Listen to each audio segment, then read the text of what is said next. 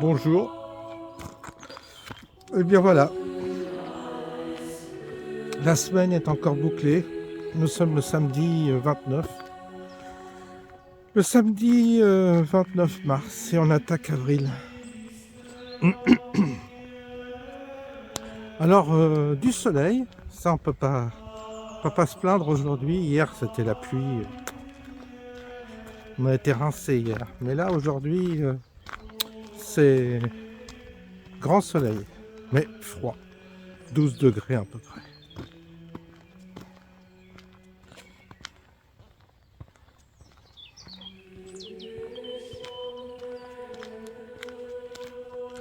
Alors je remercie tous les abonnés qui me rejoignent sur ma chaîne, dont il est difficile de définir un peu parce que entre l'oustique, l'écureuil avec lequel j'essaie de jouer, que j'essaie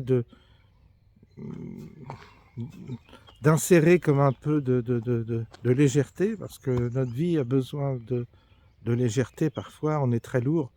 Et les animaux, ils ont quelque chose d'absolument léger.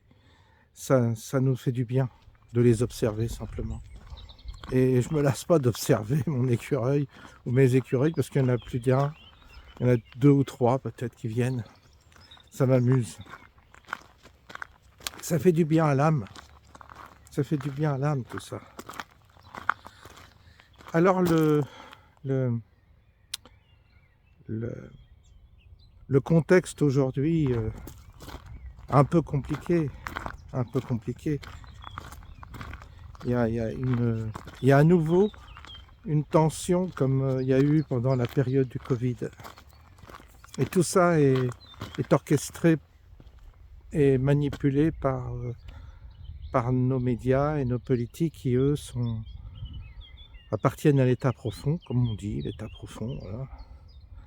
Et ils cherchent à dézinguer le truc, quoi. Ils cherchent à provoquer un malaise dans la société, en agitant des peurs, en agitant la guerre, en agitant plein de facteurs qui suscitent l'angoisse chez beaucoup de gens. Et comme pour le Covid, il va bientôt y avoir plus de gens malades à cause de l'angoisse qu'à cause de guerre. Il n'y en aura pas, parce que je vois pas comment ça pourrait, je vois pas. Franchement, là, on arrive à un point où tu sens qu'il y a un mensonge, tu sens qu'il y a une manipulation, tu sens que c'est pas vrai.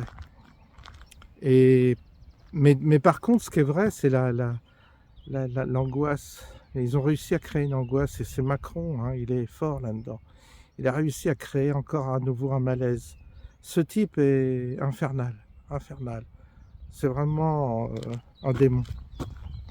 Et ça crée une angoisse, et donc ça masque les perspectives, ça masque, comme je vous disais, l'élan qu'on pourrait avoir pour s'investir dans quelque chose ou investir un projet, tout ça. Quand vous êtes dans un contexte aussi angoissant, aussi anxiogène, les gens n'investissent plus, ne se projettent plus et tout ça. Puis ils ne font plus d'enfants. C'est ce qu'ils veulent, hein. Ils veulent vraiment arriver à faire baisser...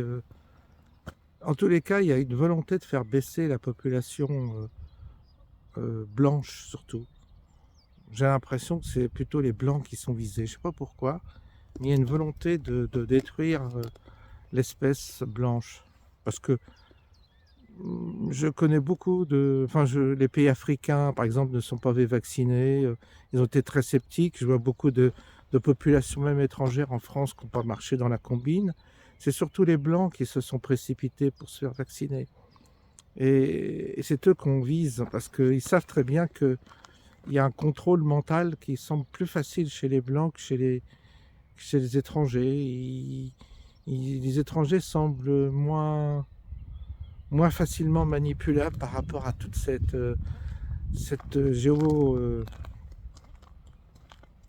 cette ingénierie sociale qui fonctionne très bien sur le blanc, moins bien sur les étrangers, qui eux, bah, ils viennent de pays où ils ont l'habitude de la propagande, ils ont l'habitude des dictatures, ils ont l'habitude, donc ils sont plus armés pour faire face à un système comme le nôtre, un système carcéral. Ils se débrouillent, ils passent entre les gouttes, tandis que nous, le petit blanc bien gentil, qui paye ses impôts, qui coche toutes les cases du bon citoyen, il tombe à chaque fois en pile poil dans le narratif. D'ailleurs, les gens, moi j'ai vu les gens les plus crédules sont les personnes âgées, correctes sur elles, mais c'est les personnes âgées qui ont toujours cru que l'État était gentil, que l'État leur voulait du bien, et on va faire 2, 3, 4, 5, 6 doses, quoi. Ils y sont allés, mais alors en chantant, alors que vous avez des populations extra-occidentales qui sont chez nous et qui ont été plus malins, plus malines. Ils se sont pas fait avoir comme ça. Il y en a, mais j'ai remarqué quand même que on n'a pas été trop les emmerder, quoi. C'était et puis c'est majoritairement les peuples occidentaux qui se sont fait vacciner. Les autres peuples sont pas. L'Inde a essayé, mais ça n'a pas trop marché. Afrique, n'en parlons pas, puis il n'y a pas eu de mort. Il n'y a pas eu de Covid. Et puis l'Amérique du Sud, pareil, je crois qu'ils sont fait moins vaccinés que nous. Et puis les Américains, la moitié n'ont pas trop marché quand même aussi.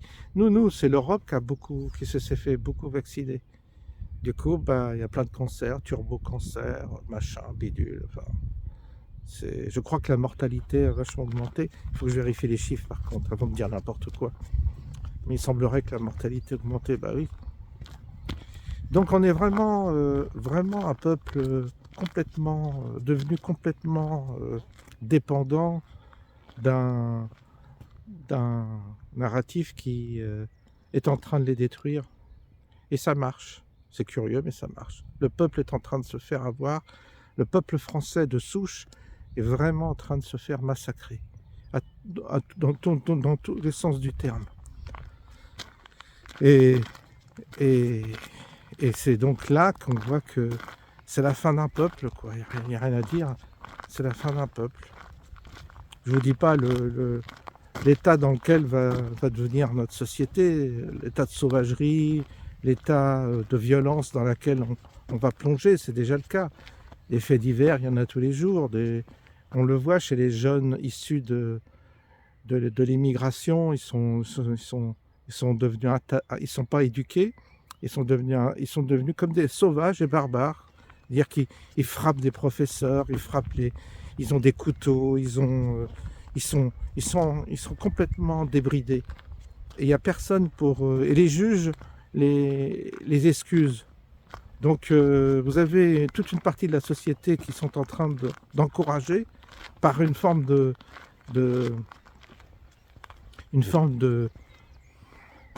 maladie mentale, et c'est les Blancs qui sont responsables de tout ça. Ils sont en train de bâtir un monde infernal, avec en plus leurs normes, leurs obligations, il y a une obsession de normes, les gens sont tellement angoissés qu'ils veulent au contraire que les règles soient de plus en plus dures, qu'on soit de plus en plus impitoyable pour des gens qui font des petites infractions. Puis les grosses, elles passent. Les grosses infractions, elles passent. On tue, c'est pas un problème. Mais par contre, c'est un problème si on tue un blanc, c'est pas un problème. Si on tue un arabe, là, c'est la révolution dans les banlieues. Et c'est comme ça que ça marche, en tout cas. Bon. En gros, si vous voulez, il n'y a plus grand-chose à attendre de cette société. Il n'y a plus grand-chose à en attendre. Et on voit bien que le ressort, il n'y a pas de ressort. Et c'est donc là qu'on est face à un constat qui est perpétuel, qu'on renouvelle, qu'on n'arrête pas de se lamenter. C'est un peu dommage, mais c'est un peu dommage d'être toujours comme ça dans dans cette disposition un peu alarmiste, un peu on constate l'échec, quoi. Et ça c'est accablant un peu, quoi, je sais. Qu'est-ce que je voulais que je vous dise? C'est comme ça, hein. On va pas faire semblant que tout va bien alors que tout va mal. Mais j'ai vu tellement de... Je me dis que on l'a mérité d'une certaine manière. J'ai vu tellement de comportements idiots. J'ai vu tellement de bêtises, tellement de... Cassandre, vous savez, n'a jamais été bien vu, hein, Cassandre. Eh ben, quand vous faites les Cassandres, il n'y a rien à faire, les gens se détournent de vous, ne veulent pas vous entendre, sont ignorants de ce que vous dites. Et pourtant, vous avez alerté de votre côté, vous avez essayé d'interpeller, mais non. Ils ont décidé de... Ils veulent pas vous écouter. Et l'autre jour, j'avais un propos, je sais plus, puis il y a des gens qui disent « François, ah là là, vous êtes dépressif. » Ben non, c'est pas dépressif. Quand je dis... des fois, je déroule que des réalités, quoi. C'est pas... C'est la vie que l'on mène, il faut la regarder en face. Je sais que c'est pourquoi se cacher la face? C'est ça que je comprends pas. Il y a des gens qui disent, parce que tu es considéré comme soit dépressif, soit négatif, soit pessimiste, si tu décris la réalité. Tu dis, toi, tu es né pour mourir. Ah, mais il faut pas le dire. C'est pourtant une réalité. T'as plein d'exemples autour de toi. Tu es né pour mourir. Tu es né pour te dégrader. Rien que de dire ça, ça dérange les gens. Ah non, non, c'est trop... c'est trop négatif. Tu dis la vérité et la vérité alors les gens se rattrapent. Il faut leur raconter des belles histoires. Et là, vous faites comme Guillemant, vous leur dites que tout va s'arranger, que le futur va être merveilleux, qu'il n'y a pas de temps et que de toute façon, on va changer notre temps. Bon, il apporte un discours plein d'espoir, plein d'optimisme. Mais ceux qui ont avalé le vaccin, bah, ils sont morts. Il y en a beaucoup, enfin morts, non, mais malades.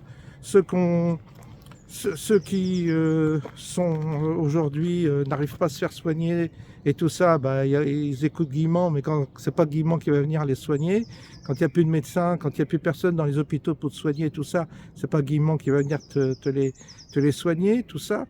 Dans les EHPAD, il n'y a pas été Guillemant. Moi, peut-être que dans 10 ans, il finira dans un EHPAD, il verra son futur, comment ça se passe.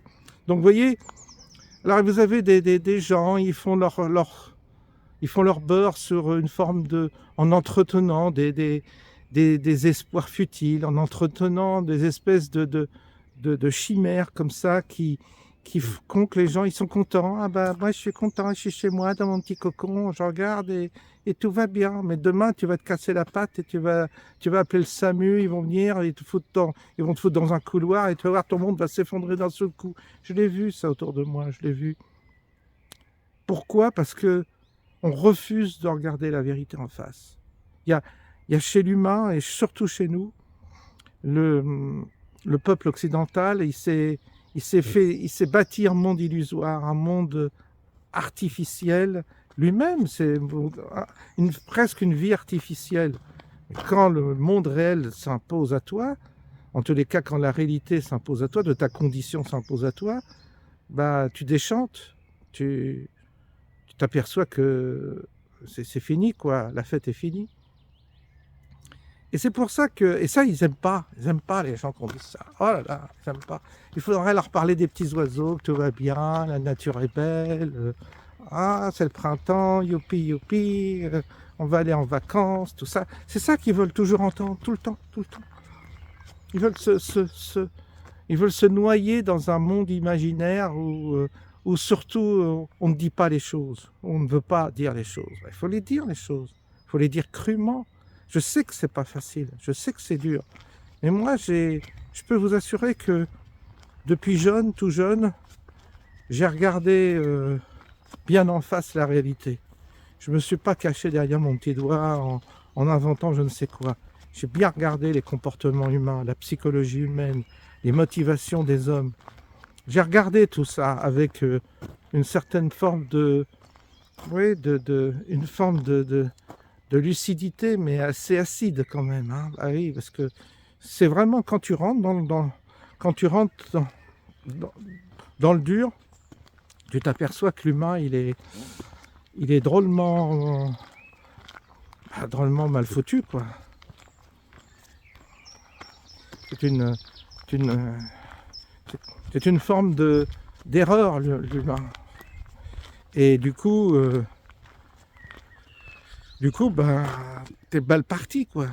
T'es mal parti dans un monde géré par les humains. T'es très mal parti. Il n'y a pas de... Il n'y a pas la qualité, si vous voulez, pour qu'on s'en sorte. Il n'y a pas la qualité. Alors, on voit bien que qu'il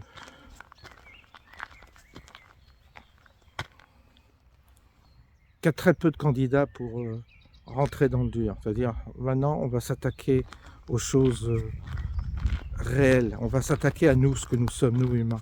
C'est là où je veux en venir toujours. On va s'attaquer à nous. Avant de procréer, avant de se reproduire et de je ne sais, et de faire semblant de vivre, on va s'attaquer à ce que nous sommes. La racine de ce que nous sommes. Et avant même de... Je pense que... Allez, ça y est, la voiture revient. Là, ça me pompe l'air quand les voitures viennent comme ça. Alors du coup, bah, il faut s'attaquer au dur. Et quand on s'attaque au dur, bah, quand on s'attaque au dur,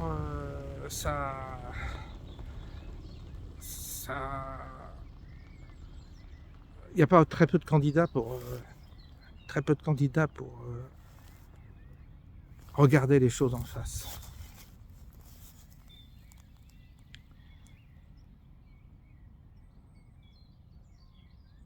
C'est ça qui est troublant. Je voyais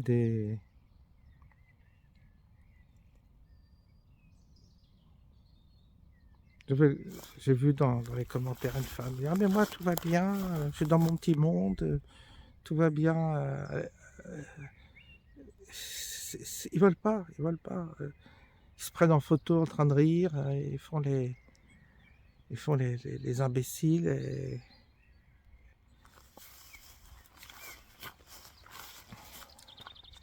Il n'y a pas de profondeur. Et les gens confondent profondeur et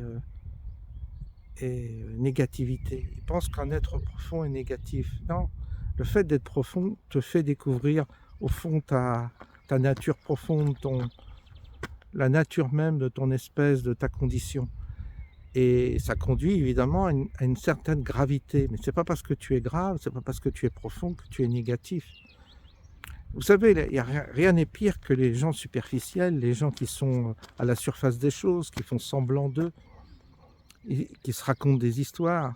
Parce que il y a une volonté, mais c'est un mécanisme psychologique de défense de nier la réalité. Ça permet de vivre dans une forme d'illusion, le fait de se masquer la réalité. Et si vous regardez la réalité, bah vous êtes bien obligé de constater que la vie est une tragédie, que le monde est une tragédie, regardez, par exemple, Alain Delon. Vous avez vu Alain Delon, vous le voyez jeune. Vous avez vu comment il était? C'est un être magnifique, je parle au niveau esthétique, c'est un bel homme et tout ça. Il avait une présence, enfin je veux dire, il avait vraiment une beauté naturelle, là, cet homme. Et quand vous voyez qu'il arrive à 90 ans, vous voyez dans quel état il était à la fin, vous dites, waouh, tu te prends une claque. Moi j'aime bien voir ça, quand tu vois des jeunes acteurs, tu sais, qui sont beaux, brillants, tout ça, puis tu les vois à 90 balais, c'est une catastrophe. Et en plus, quand ils sont rongés par la maladie et tout ça, c'est parfois même ça devient des monstres.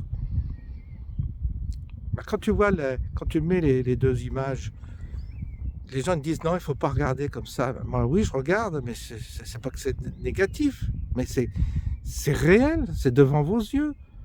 C'est quand même. Tu t'es vu dans ta glace, ça. Quand tu as 90 balais, 80 balais, tu vois la gueule que tu as par rapport à quand tu étais jeune. Je veux dire, c'est pas. C'est pas terrible, hein. Donc, faut bien quand même le remarquer, ça. Puis, on va continuer comme ça. On va continuer la fête. On va continuer à vivre comme ça, comme si de rien n'était. Et puis, à reproduire comme ça, sans arrêt, sans arrêt, sans arrêt, ces mécanismes-là, sans chercher à sortir de cette logique infernale, sortir de cette malédiction. Parce que ce monde, il y a quelque chose de maudit dans ce monde. Il y a vraiment quelque chose de maudit au sens propre, c'est-à-dire vraiment une malédiction. On vit dans un monde maudit. Et ça, personne ne creuse dans ces directions-là, personne ne cherche. Et c'est à cela qu'il faut s'atteler. Parce que si on veut que quelque chose, si on veut que ça change, comme on dit, si on veut que quelque chose change, s'améliore, il faut avoir le courage de descendre plus bas que terre, de descendre dans la cave, de descendre dans les fondations. Et puis, avec sa pelle, creuser. Et puis, à un moment donné, tu découvres. Quand tu découvres, tu dis « Ah oui, d'accord.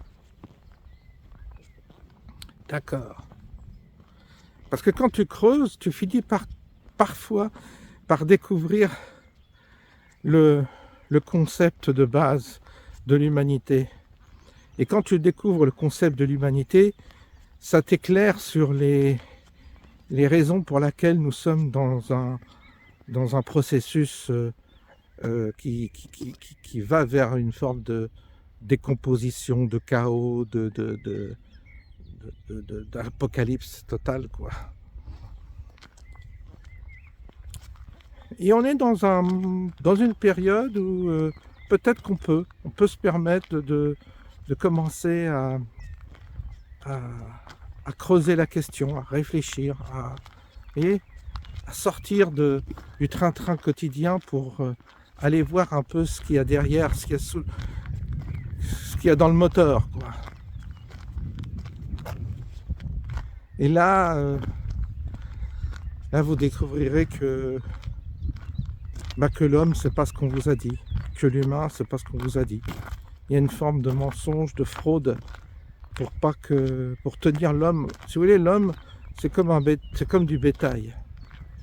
Et l'humain, c'est un gros troupeau de bétail qu'il faut mettre dans un enclos mental, dans lequel il soit conditionné et qui ne sorte pas de l'enclos.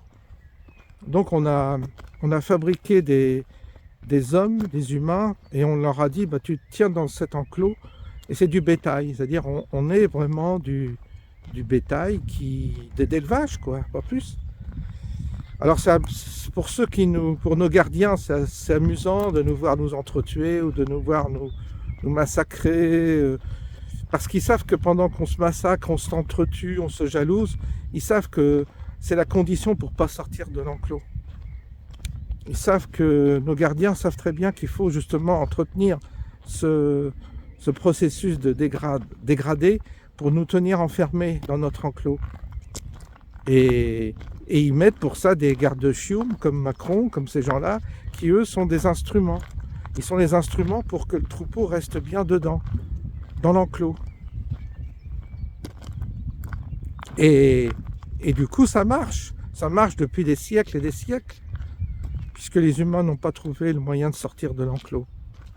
Parce qu'il faut le troupeau, vous savez, si le bétail prend conscience que c'est du bétail, c'est déjà l'amorce d'une éventuelle prise de conscience qui peut progressivement le libérer. Mais on vit dans une prison. On vit dans une prison matérielle et dans une prison mentale. Et le but, ce serait de se libérer, de sortir de cette prison. Il y en a qui ont essayé, hein. Il y en a qui ont essayé, il y en a qui ont tenté l'affaire, mais bon, si ça avait marché, tout le monde serait libéré. Pour l'instant, ça n'a pas marché, parce qu'il suffit qu'un seul trouve pour que ça libère tout le monde. C'est-à-dire tout le monde sort de l'enclos. Mais il faut qu'il y en ait un qui réussisse. Un seul. Et pour l'instant, ça n'a pas marché. C'est pour ça que on est tous confrontés à des solutions où on est confronté à des constats qui nous accablent et on croit qu'on a des solutions dans ce qu'on appelle la démocratie, le vote, un tel va nous sauver de là. Non, parce qu'on peut pas, si vous voulez, on peut pas sauver l'humanité si on ne creuse pas tout au fond de ce que nous sommes, de nos cellules, de ce que nous sommes vraiment. Et après, on va passer notre vie en général. Nos vies, comme la société, c'est des boucles. C'est-à-dire qu'on répète, on répète, on répète. On répète énormément. On se répète. D'ailleurs, regardez, les humains, ils fonctionnent comme ça. Plus les gens se répètent énormément, ils se répètent quand ils parlent, quand ils vous racontent des anecdotes, c'est toujours les mêmes anecdotes. C'est des choses qui les ont marquées et ils répètent. Et quand vous avez entendu une personne, normalement, vous l'avez entendue pour toujours, parce qu'elle dit toujours la même chose. Nous sommes des répétiteurs. Comme ça, hein, on est fait comme ça. Et donc, nous sommes des ruminants. Et donc, on répète nos histoires, on répète notre histoire personnelle, on répète, comme moi, je me répète, je me répète, je me répète. On se répète, on tourne, on ne sort pas du cercle. Et comme on ne sort pas du cercle, on n'évolue pas, évidemment.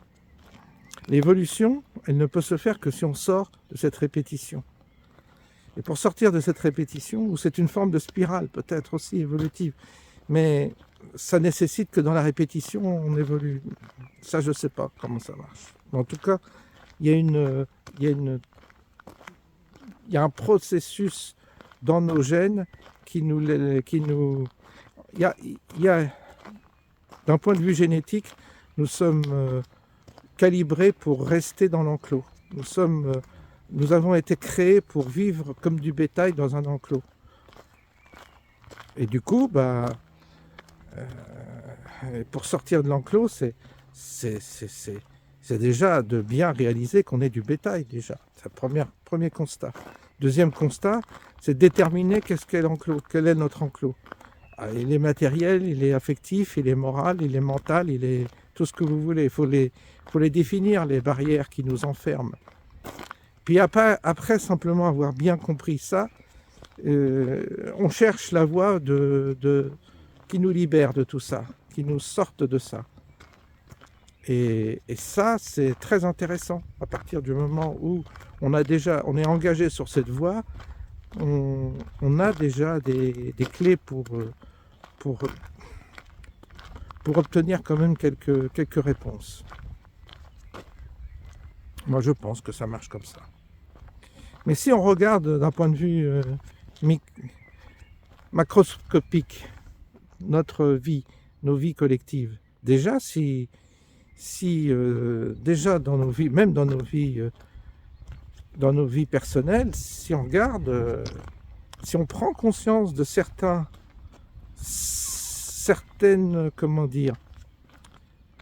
certaines boucles dans lesquelles nous sommes enfermés, ça peut commencer par ça. C'est-à-dire, si tu sors de ta boucle, peut-être que tu vas résoudre des problèmes que tu n'arrives pas à résoudre toute ta vie. Et les boucles sont faciles à voir de l'extérieur, mais nous-mêmes, on a du mal à les voir. Nos boucles à nous, on a du mal à les voir. Et si tu regardes bien, les gens souvent répètent. Ce qui m'avait frappé, c'est les personnes qui divorcent. J'ai observé parfois, je dis bien parfois, les gens se séparent d'une personne pour telle ou telle cause et elle se remet avec une autre personne qui, d'une certaine manière, ressemble à celle avec laquelle elle était précédemment. Par exemple, je prends un exemple, c'est une femme qui s'est séparée d'un homme parce qu'il était alcoolique. Et le motif était tout à fait légitime. Puis ensuite, quelques années après, elle s'est remise avec un autre homme. À nouveau, il est alcoolique. C'est-à-dire qu'en fait, elle est dans une boucle sans s'en apercevoir. Elle n'a pas pris conscience que le fait de se séparer d'un alcoolique pour ces raisons, et qu'elle s'est remise avec un autre homme qui était tout aussi alcoolique, elle n'a pas compris que le sujet c'était elle, qu'elle était dans une boucle. Et si elle détermine la nature de sa boucle, après elle peut être avec une personne tout à fait bénéfique pour elle. Il est important dans nos vies, si on a une vie de couple, d'être accompagné avec quelqu'un qui nous fasse évoluer et non pas qui nous fasse régresser. Ça, c'est important. Et souvent, le processus, c'est qu'on est avec une personne qui n'est pas forcément là pour nous faire évoluer. Et du coup, on est pris dans une boucle. Alors la boucle, c'est subtil parce que ça nous... quand on est dedans, on ne la voit pas. Et puis, on trouve plein de justifications, d'arguments pour consolider la boucle et pas pour la casser ou la rompre. Regardez bien, et ça c'est vrai aussi par rapport au travail, par rapport à l'argent aussi, par rapport à des tas de choses. Et cette boucle, par rapport à la santé aussi. En fait, tous les domaines que vous prenez, il y a une histoire de boucle. Et cette boucle, elle est comme une forme de cycle infernal. C'est pour ça que dans le monde, dans lequel nous sommes, il y a un processus cyclique qui est une forme de boucle aussi. C'est comme une boucle temporelle. Et moi, j'ai toujours perçu que j'ai jamais accepté la boucle. Comme le cycle, j'accepte pas. J'accepte pas parce que pour moi, c'est ça qui est le facteur de notre enfermement. C'est ça qui nous conditionne collectivement et individuellement à rester bloqués comme dans une boucle temporelle, dans une forme de boucle maudite. Moi, je tourne autour de cette question-là et c'est ce que j'avais déjà évoqué dans une de mes précédentes vidéos. Mais déjà, avant de vouloir changer la société, le monde, en imaginant qu'un vote ou je ne sais quoi va changer les choses, déjà, intéressons-nous à notre vie personnelle et à déterminer dans quelle boucle nous sommes. Ça, c'est important. Et vous verrez qu'après, quand tu sors de ta boucle, mais c'est des boucles à différents niveaux. Hein. Boucle mentale, boucle morale, boucle... tout ce que tu veux. Et les dépendances que tu as, elles sont liées à cette boucle. C'est-à-dire que tu fabriques des dépendances qui te laissent. Parce qu'il y a quelque chose vraiment... c'est ça qui est compliqué, c'est qu'il y a vraiment quelque chose de génétique dans cette histoire. C'est-à-dire qu'on est vraiment programmé. On est programmé pour rester dans des boucles qui nous enferment. Parce que les symptômes de cette boucle, on les constate. Regardez, soyez observateurs quand vous parlez avec les gens, quand vous êtes avec les autres. Regardez à quel point les gens sont... Écoutez-les, observez-les. Parce que ça permet d'observer les autres, ça permet de se comprendre soi-même. Vous regarderez, vous pensez boucle, et vous dites, tiens, dans quelle boucle il est, lui? Et vous verrez si c'est une boucle intellectuelle, c'est-à-dire qu'il rumine toujours la même chose. Peut-être une boucle aussi idéologique, c'est-à-dire qu'il sort toujours les mêmes arguments, toujours. C'est le capitalisme qui est responsable de tout, les victimes, machin, tout ça. Vous savez, les logiciels comme ça dans lesquels les gens sont idéologiques. Mais vous avez aussi la boucle affective. Tiens, vous avez dit, telle personne, elle a un problème affectif. Elle est enfermée dans une boucle affective et le problème est toujours le même chez elle. Ça tourne, ça revient tout le temps. Et vous voyez qu'au fur et à mesure que sa vie passe, elle est toujours au même stade. Il n'y a pas de véritable évolution. Ensuite, vous avez les boucles qui sont mentales, morales, c'est-à-dire les gens s'enferment dans un concept, un dogme, mais ça peut être un dogme écologique, ça peut être un dogme, et vous verrez qu'elle répétera toujours les mêmes choses, tout le temps. En fait, c'est la répétition, c'est à travers la conversation, à travers les échanges, très très rapidement, vous repérez la boucle dans laquelle la personne est. Il y a des boucles de dépendance, il y a des gens qui sont dépendants tout le temps, qui se créent, en fait, qui sont dans la création de leur propre dépendance. Dépendance à une personne, dépendance à plusieurs choses, quoi, plusieurs facteurs. C'est très intéressant de repérer cela. Parce que c'est comme ça vous savez, c'est comme ça qu'on doit progressivement. En fait, pour ça que les gens, vous savez, qui transgressent vraiment, qui cassent le processus, qui cassent quelque chose. Alors, ça peut être, évidemment, ça déstabilise, mais ça peut être quelque chose de positif, en fait. Ceux qui osent. Et c'est chez Elon Musk, il y a un côté comme ça dingue. Génial et dingue. Je pense à lui parce que je me dis collectivement, lui, il a une influence sur le collectif importante. Il n'a pas cherché, hein. C'est un gars comme ça, c'est parti comme ça, mais il est dans une folie. Mais j'aime bien sa folie, Elon Musk. J'aime bien sa folie. Et elle est dangereuse, attention, hein, je ne dis pas qu'elle n'est pas dangereuse. Mais elle est périlleuse. Mais qu'est-ce qui peut nous arriver de pire? Quand tu regardes bien, qu'est-ce qui peut nous arriver de pire?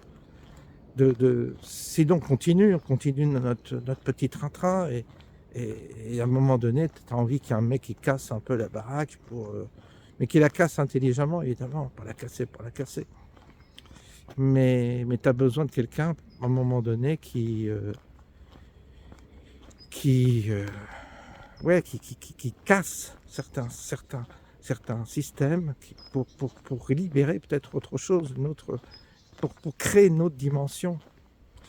Elon Musk, son profil est intéressant et je pense qu'il est capable de sortir l'humanité d'une certaine boucle aussi dans laquelle elle était enfermée. Il y a Trump aussi qui participe un peu à ça. Il va vraiment contre les abrutis d'humains qui veulent absolument rester dans leur enclos. Il fait des choses qui sont intéressantes. Vous voyez, j'entendais un journaliste qui disait c'est contre-productif sur le plan économique. Ben justement, peut-être qu'il a compris quelque chose avec Elon Musk, qu'on s'en foutait de l'économique. Ce qui est important, c'est de casser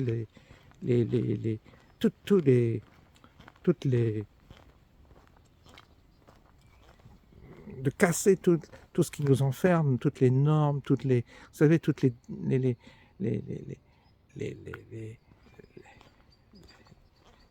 la raideur administrative,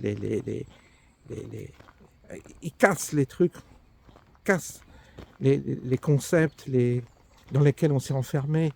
Il y a une forme d'innovation dans cette entreprise.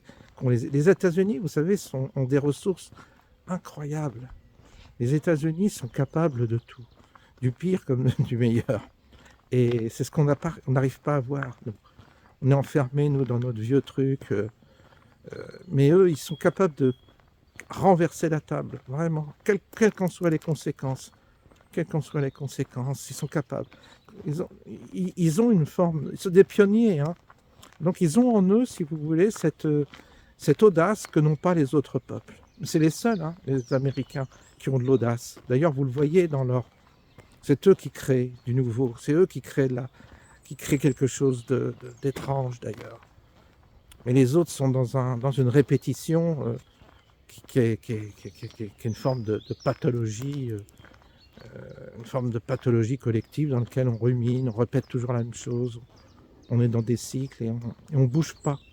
Eux, ils bougent, ils n'hésitent pas.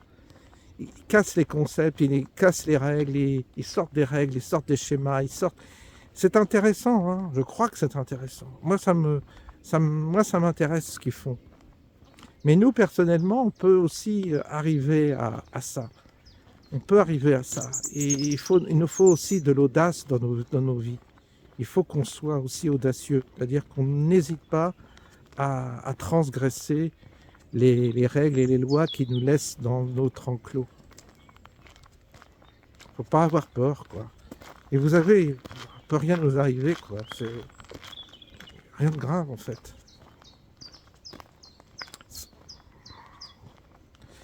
Là aussi, il faut le faire intelligemment. Mais ça peut valoir la peine. Ça peut valoir la peine. Parce que ce qui peut donner un sens à notre vie, je crois, c'est de permettre, en fait, à notre niveau, hein, à notre dimension. Chacun a sa dimension. Tu as Elon Musk, et puis tu as des petites gens, tout ça. Mais chacun peut arriver à perturber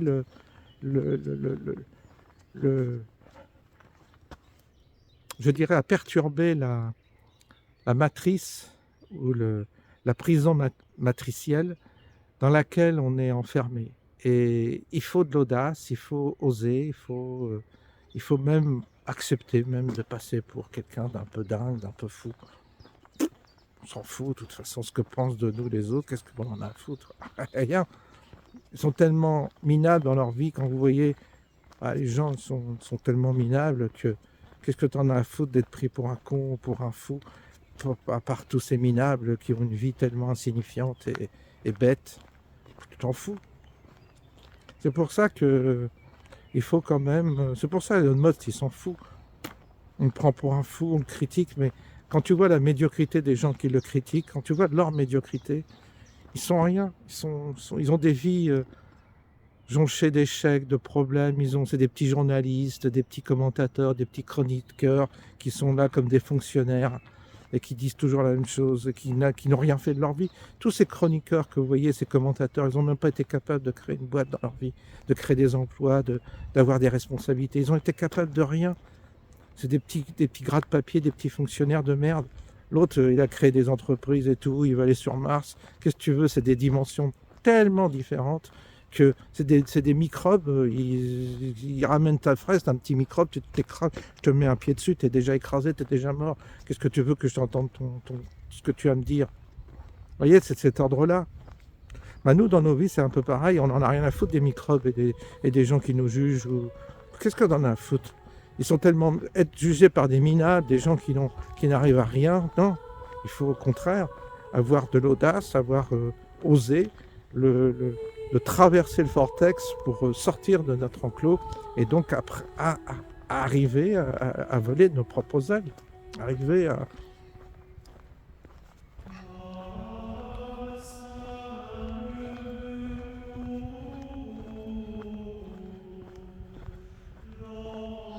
Voilà les amis, bah écoutez, ça y est, on rentre. C'est le coucher de soleil bientôt là. On va finir sur ces belles images. Je vous souhaite un bon week-end, bonne soirée et à bientôt.